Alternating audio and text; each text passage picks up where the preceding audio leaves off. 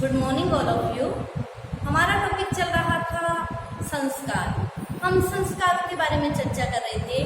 तो मैंने आपको बताया था कि प्राचीन काल से ही ये संस्कारों का हमारे जीवन में महत्व रहा है। 16 संस्कार माने गए हैं, जिसमें हम लोगों ने उपनयन संस्कार के बारे में जानकारी ली थी।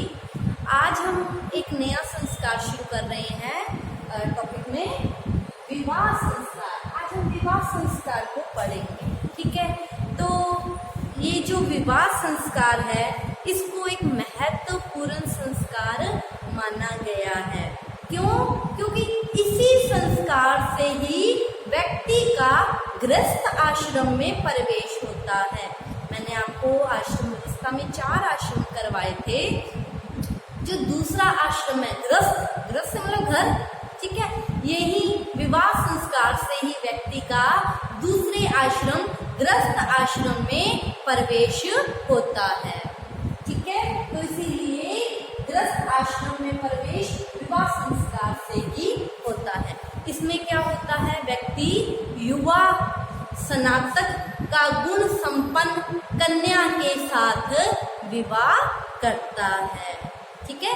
युवा स्नातक का गुण संपन्न कन्या के साथ विवाह किया जाता है।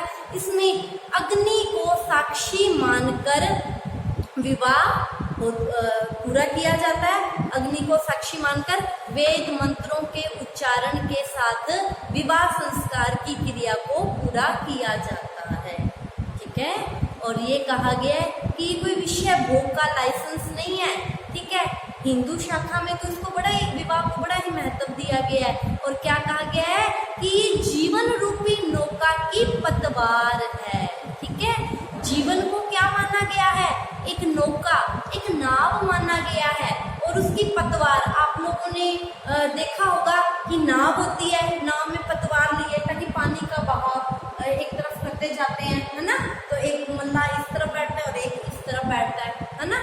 तो इसीलिए जीवन को क्या माना गया है? नौका माना गया है। और जो गृहस्थ आश्रम में विवाह हो जाता है पति पत्नी का, तो ये उस नौका की क्या है? पतवार है, ठीक है। अगर एक तरफ से पानी का बहाव छूट जाएगा तो नाव क्या है? डूब जाएगी, है ना। तो इसीलिए क्या कहा गया है कि जीवन रूपी नौका की पतवार है। और इस पतवार को दोनों ही संभालेंगे, ठीक है। तभी जीवन रूपी नौका चलती रहेगी और एक दिन वो किनारे लग जाएगी, ठीक है।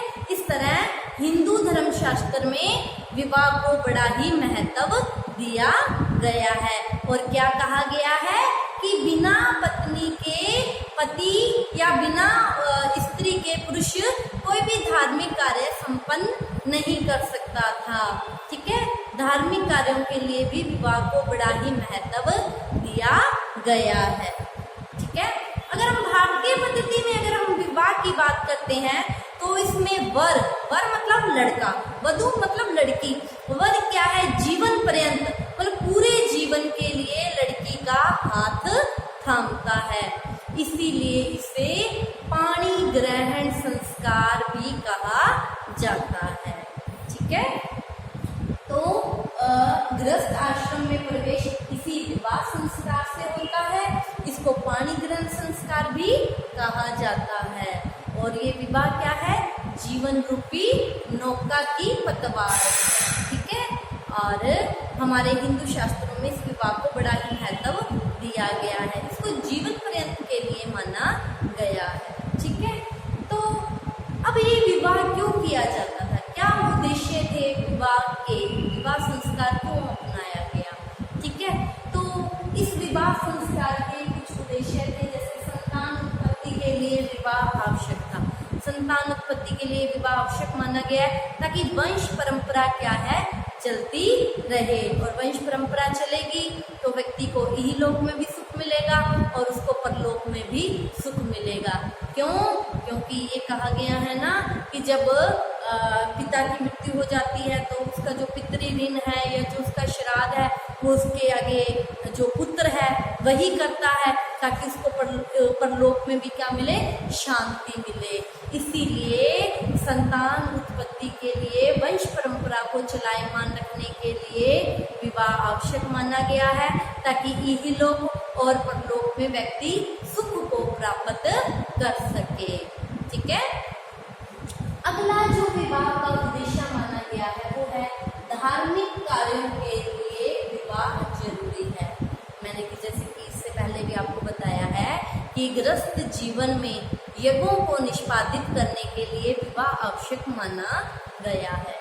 क्या कहा गया है कि कोई भी यज्ञ विधान तब संपूर्ण होगा जब उसमें पति पत्नी का जोड़ा इकट्ठा बैठेगा। इसीलिए कहा गया है कि यज्ञों को संपादित करने के लिए विवाह जरूरी है, धार्मिक कार्यों के लिए विवाह जरूरी है। ठीक है। अगला जो विवाह का उद्देश्य बताया गया है वो है धर्म, धार्मिक कार्य, अर्थ, काम और मोक्ष की प्राप्ति। ये हमारे जीवन के 4 पुरुषार्थ माने गए हैं। धर्म से मतलब धार्मिक कार्यों से, अर्थ मतलब पैसे से, काम मतलब संतान उत्पत्ति वंश परंपरा को चलायमान रखने के लिए, और मोक्ष आत्मा को परमात्मा में लीन करने के लिए। ये 4 पुरुषार्थ जीवन में माने गए हैं और इन 4 पुरुषार्थों के लिए की प्राप्ति के लिए विवाह को क्या माना गया है, आवश्यक माना गया है, ताकि व्यक्ति मोक्ष को प्राप्त कर सके। चारों पुरुषार्थों को लिए विवाह आवश्यक है। ठीक है। तो अब देखो विवाह के प्राचीन काल में किस तरह से विवाह संपन्न होता था। अगर हम धर्म शास्त्रों की बात करते हैं, जो हमारे धर्म को लेकर शास्त्र लिखे गए हैं, तो धर्म शास्त्रों में हमें 8 प्रकार के विवाहों का वर्णन मिलता है। ठीक है। तो ये कौन कौन से विवाह थे इसके बारे में, ये 8 कौन कौन से मेन प्रकार थे इसके बारे में हम चर्चा करते हैं। तो देखो पहला जो सबसे श्रेष्ठ विवाह माना गया है वो है ब्रह्म विवाह। ठीक है। पहला जो विवाह का सबसे श्रेष्ठ प्रकार माना गया है वो है ब्रह्म विवाह। ठीक है। ब्रह्म विवाह विवाह का सर्वोत्तम प्रकार है। इसमें क्या होता है, माता पिता अपनी कन्या के लिए स्वयं योग्य वर का चयन करते हैं और अपनी सामर्थ्य के अनुसार, जितना उनके पास है, समर्थ है वो देने में, ठीक है, अपनी सामर्थ्य के अनुसार वस्त्र आभूषण से सुसज्जित करके कन्या का विधि पूर्वक अग्नि को साक्षी मानकर वेद मंत्रों के उच्चारण के साथ विवाह संपन्न होता है। तो ऐसे विवाह को क्या कहा जाता है, ब्रह्म विवाह कहा जाता है। इस तरह का विवाह सबसे श्रेष्ठ विवाह माना गया है, इसीलिए ब्रह्म विवाह की श्रेणी में आता है। ठीक है। अगला जो विवाह है देव विवाह। देव विवाह ये भी विवाह का एक अच्छा प्रकार माना गया है। इसमें क्या होता है कि पिता एक यज्ञ का आयोजन करते हैं, ठीक है, और इसमें बहुत सारे पुरोहितों को बुलाया जाता है, ठीक है, और जो पुरोहित इस यज्ञ को पूर्ण करता है, ठीक है, पुरोहित अपनी योग्यता से, जो भी पुरोहित अपनी योग्यता से इस यज्ञ को पूर्ण करता है, उसकी उस योग्यता से प्रभावित होकर कन्या का पिता अपनी कन्या का विवाह उस व्यक्ति की योग्यता से प्रभावित होकर उसके साथ कर देता है। ठीक है। और दान दक्षिणा के रूप में उसे अपनी कन्या का दान दे देता है। ठीक है। इसीलिए इसे क्या कहा गया है, देव विवाह कहा गया है। ये भी विवाह का क्या है, एक श्रेष्ठ प्रकार माना गया है। ठीक है। देव विवाह, पिता एक यज्ञ का आयोजन करवाता है और पुरोहितों को आमंत्रित किया जाता है।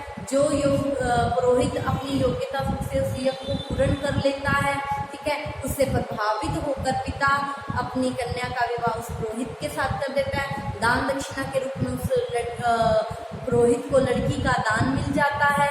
ठीक है। इसीलिए इसे देव विवाह कहा गया है। ये भी विवाह का एक आदर्श प्रकार माना गया है। ठीक है। अगला जो विवाह का प्रकार है उसके बारे में हम कल की क्लास में चर्चा करेंगे। आज की क्लास के लिए इतना ही। Thank you class. आप इसका स्क्रीनशॉट ले लीजिए।